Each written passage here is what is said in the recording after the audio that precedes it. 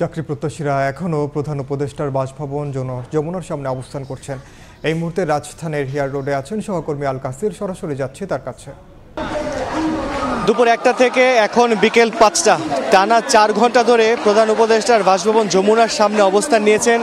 সরকারি চাকরিতে আবেদনের বয়সসীমা ৩৫ করার দাবিতে ৩৫ প্রত্যাশী সাধারণ শিক্ষার্থীদের সমন্বয়ে যে পরিষদ গঠন করা হয়েছে, সেই পরিষদের সদস্যরা এবং সারা বাংলাদেশ থেকে, দেশের বিভিন্ন প্রান্ত থেকে আজকে ঢাকায় যারা এসেছেন তারা সবাই কিন্তু এখনও প্রধান উপদেষ্টার বাসভবন যমুনার সামনে অবস্থান করছেন। তারা বলছেন যে তাদের দাবি আদায় না হওয়া পর্যন্ত তারা এখানে থাকবেন এবং তারা যেই কথাটি বারবার করে বলছেন যে সরকারি চাকরিতে আবেদনের বয়সসীমা ৩৫, এর ৩৫-এর দাবিতে তারা একটি প্রজ্ঞাপন চাচ্ছেন।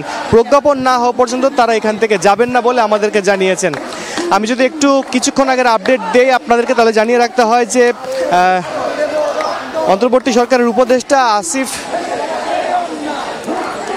মাহমুদ সজীব ভুইয়া তিনি কিছুক্ষণ আগে প্রধান উপদেষ্টার বাসভবনে প্রবেশ করেছেন এবং তার পরপরই ৩৫ প্রত্যাশী সমন্বয়ক যারা আছেন তাদের ৬ জনের একটা প্রতিনিধি দল তারা বাসভবনে প্রবেশ করেছেন এবং এইখানে ধারণা করা যাচ্ছে যে তারা একটা ভালো ফলাফল নিয়ে আসবেন এবং সেই ফলাফলের অপেক্ষা করছে বিভিন্ন দেশের বিভিন্ন প্রান্ত থেকে আগত সরকারি চাকরিতে যারা ৩৫ প্রত্যাশীরা। আমি আরেকটু যোগ করে বলতে চাই যে সরকারি চাকরিতে বয়সসীমা বাড়ানোর বিষয়ে পর্যালোচনা ও সুপারিশ দেওয়ার জন্য একটি কমিটি গঠন করেছে জনপ্রশাসন মন্ত্রণালয় এবং ওই কমিটিকে ৭ দিনের মধ্যে প্রতিবেদন দিতে বলা হয়েছে।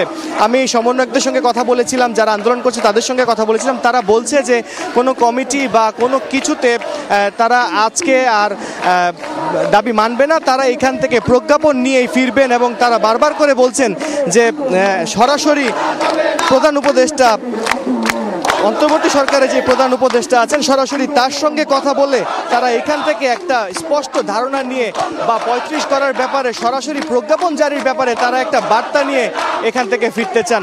আমি আপনাদেরকে একটু জানিয়ে রাখি, আজকে কিন্তু মহাসমাবেশ ছিল এবং এই যে দাবিটা, এই দাবি প্রায় দীর্ঘ ১২ বছর ধরে এই আন্দোলনটা করে আসছেন ৩৫ প্রত্যাশীরা। আজকে মহাসমাবেশের ডাক দিয়েছিলেন তারা শাহবাগে মহাসমাবেশ করে সকালে দুপুরে তারা মিছিল নিয়ে শাহবাগ থেকে যমুনা অভিমুখে রওনা করেছেন এবং এখানে আসার পরে পুলিশের সঙ্গে তাদের একটা উত্তপ্ত পরিস্থিতি হয়েছে এবং পুলিশ পরিস্থিতি নিয়ন্ত্রণের জন্য চেষ্টা করেছে এবং তারপর থেকে তারা এখানেই অবস্থান নিয়েছে। এই ছিল যমুনার সামনে থেকে আমার কাছে সবশেষ। সরাসরি যুক্ত ছিলাম রাজধানীর হিয়ার রোডে।